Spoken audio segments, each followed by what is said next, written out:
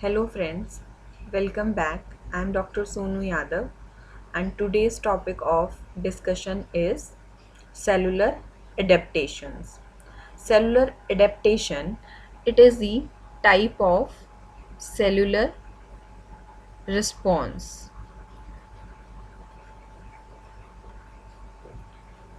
when cell is exposed to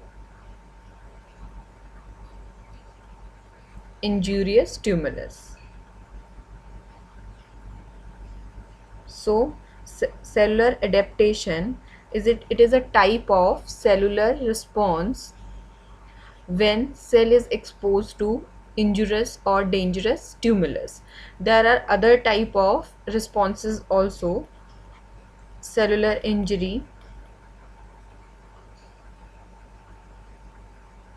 pathological calcification, intracellular accumulation, and cellular adaptations. These are the four type of response of cell when they are exposed to injurious stimulus in order to maintain the steady state to survive in the unstable environment. So it is defined as adaptations are reversible changes in the form of size, number, phenotype, metabolic activity, or function of cell in response to change in their environment in order to survive in the unstable environment, that is new environment, to maintain the steady state. Now coming on to the types. These are the various types of adaptation in the form of change in number and size. So first one is hypertrophy, atrophy, metaplasia, and hyperplasia.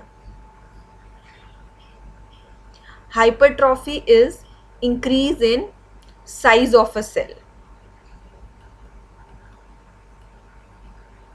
Atrophy, it is defined as decrease in size of a cell.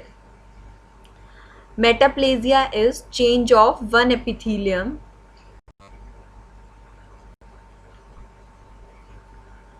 into another. And hyperplasia is increase in number of cells. So coming on to the diagrammatic representation of types of cellular adaptation. These are the normal cells having nucleus. Now whenever they are exposed to any injurious stimulus, they will undergo cellular adaptation in the form of hypertrophy, that is increase in size of cell as compared to the normal, or they can undergo hyperplasia, that is increase in number of cells. So this is the diagrammatic representation showing hypertrophy and hyperplasia. Hypertrophy is the increase in size of the cell and hyperplasia is increase in number of cells. The size is same, they increase in number. Now we are going to study the types of cellular adaptation one by one. So coming on to hypertrophy. Hypertrophy, as we know, it is defined as increase in the size of tissue or organ due to increase in the size of cell. Occurs in tissues incapable of cell division. Causes increased functional demand or workload. It may be physiological and pathological. The example of physiological hypertrophy is hypertrophy of the skeletal muscle as seen in athletes and bodybuilders. Pathological hypertrophy of cardiac muscle.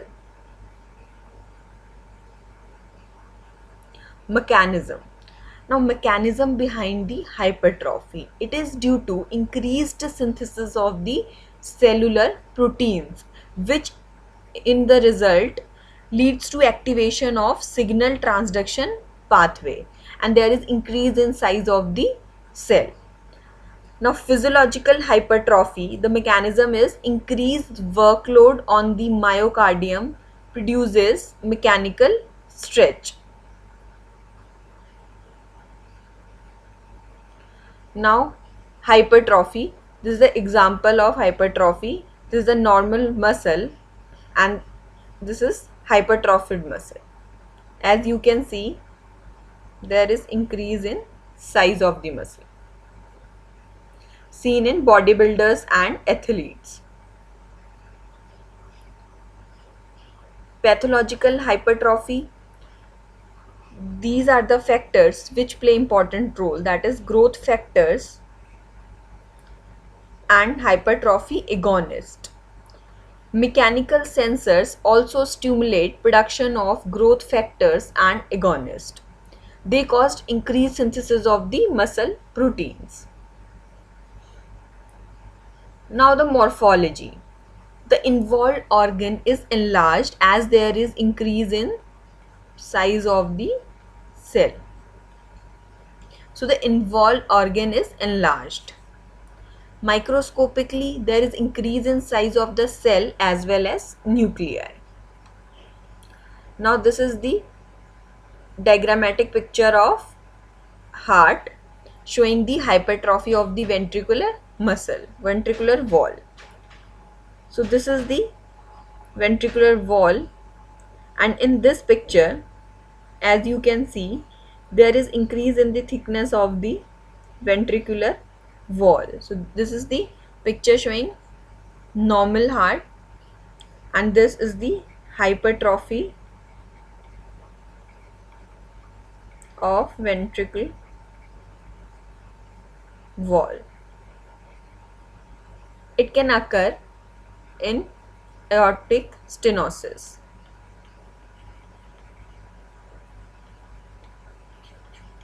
And this is the example of pathological hypertrophy.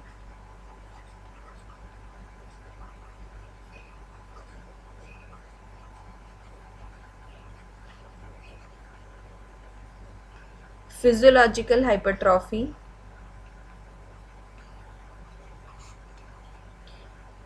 as we have already seen the diagram, in athletes and bodybuilders, the muscle will increase in size as of skeletal muscle, or during pregnancy the uterine wall and the breast changes during lactation. All these are the physiological example of hypertrophy. Now coming on to the atrophy. It is defined as reduced size of an organ or tissue resulting from a decrease in cell size and number. It may be physiological and pathological. Physiological, during fetal development and adult life. Pathological atrophy, it may be localized or generalized. It is again of two types, localized and generalized. The example of localized atrophy, disuse atrophy. It will not use any organ or tissue. Disuse atrophy due to decreased workload. Denervation atrophy, that is loss of innervation to tissue or organ. Ischemic atrophy, diminished blood supply to tissue or organ.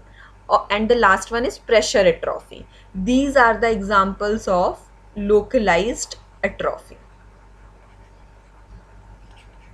which will affect only a local muscle or organ. Generalized, it will affect all the muscles and organ. The example is starvation. Inadequate nutrition leads to atrophy. Now, mechanism behind atrophy is there is decreased protein synthesis and increased protein degradation in cells. Morphologically, the gross picture is the organ is small and often shrunken. Microscopically, the cells are smaller in size due to reduction of cell organelles. This is a picture showing atrophied muscle. as you can see, it is decreased in size. Now coming on to the next type of cellular adaptation, that is metaplasia. It is defined as in which one adult cell type is replaced by another adult cell type. One epithelium will change into another. Fully reversible adaptive response to chronic persistent injury. The cause is whenever there is chronic persistent injury, it will lead to metaplasia. This is a type of response, cellular response to injurious stimulus in order to adapt the unstable environment or new environment. Metaplasia named by cell which replaces. Example, squamous metaplasia. If the changed epithelium will have squamous cell, then this metaplasia will known as squamous metaplasia. Causes: noxious stimulus in association with tissue damage, repair and regeneration. Now metaplasia, it is of two types, epithelial metaplasia and connective tissue metaplasia.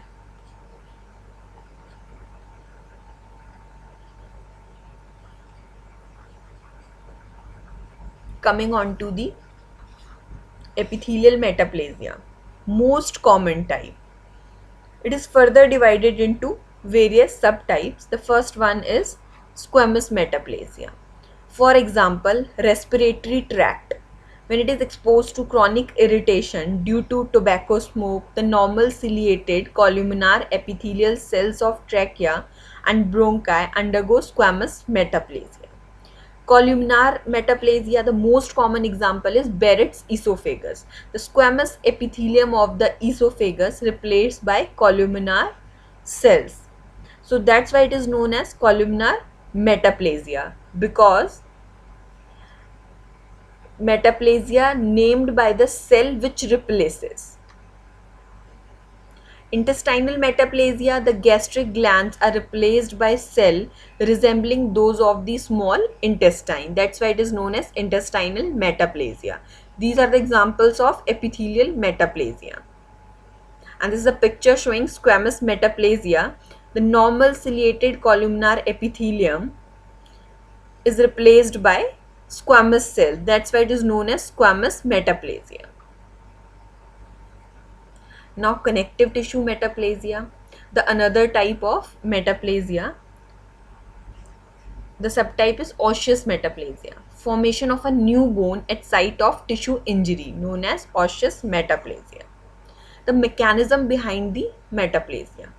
It develops due to reprogramming of the precursor cell that are present in normal tissue. Whenever the normal tissue is subjected to any form of injury, there is reprogramming of the precursor cell. That when there is chronic irritation to any epithelium, then there will be reprogramming of the precursor cell and there will be a change in the type of epithelium known as metaplasia. Now coming on to the next type of cellular adaptation, that is hyperplasia. It is defined as increase in number of cells in an organ or tissue. Hypertrophy is increase in size of organ or tissue, whereas hyperplasia, it is defined as increase in number of cells. Very important. Hypertrophy is increase in size of cell. It may be physiological or pathological. Physiological, hyperplasia due to hormones, or compensatory hyperplasia. Pathological, whenever there is excessive hormonal stimulation, chronic injury or irritation. Pathological hyperplasia can progress to cancer. Example is endometrial hyperplasia can develop into endometrial cancer. The mechanism is cell proliferation, mostly of mature cell mediated through stimulation by growth factors or hormones. In some cases, the new cells may be derived from stem cells, tissue stem cells. Morphology, the size of the affected organ is increased as the number of the cells are increased. Microscopically, the increased number of cell with increased mitotic figures. This is the picture showing endometrial hyperplasia. As you can see, this is the normal endometrial lining. Now there is increased glands, so it will showing the endometrial hyperplasia. There is increase in the thickness. So in today's lecture, we have covered various type of cellular adaptations. It is one of the type of cellular response to injurious stimulus. It is of four types: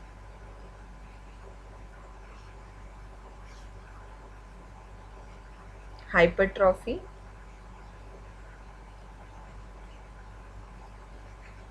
atrophy, hyperplasia, and metaplasia. Hypertrophy, it is the increase in size of a cell.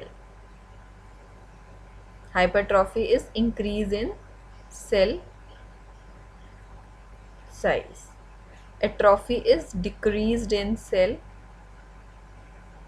size. Hyperplasia is increase in cell number. Metaplasia is change of epithelium.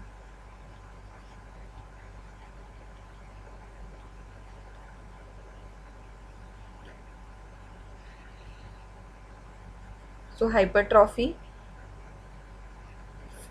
it is of two types: physiological as well as pathological.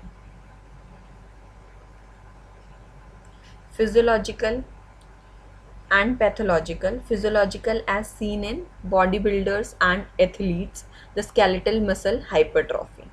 Pathological as seen in aortic stenosis, there is ventricular hypertrophy. Atrophy, decreased in cell size. It is of two types: localized and generalized.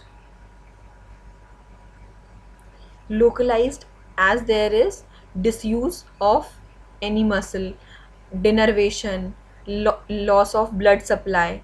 This will result in localized atrophy, that is decrease in size of a cell. Generalized, when there is starvation. Hyperplasia, there is increase in cell number. Example is endometrial hyperplasia, the most common example. Metaplasia, change of epithelium. The most common example is Barrett's esophagus.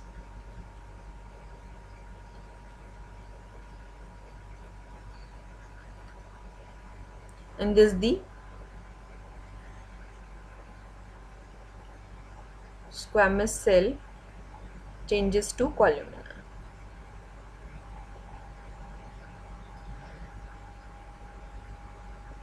This is all about cellular adaptation.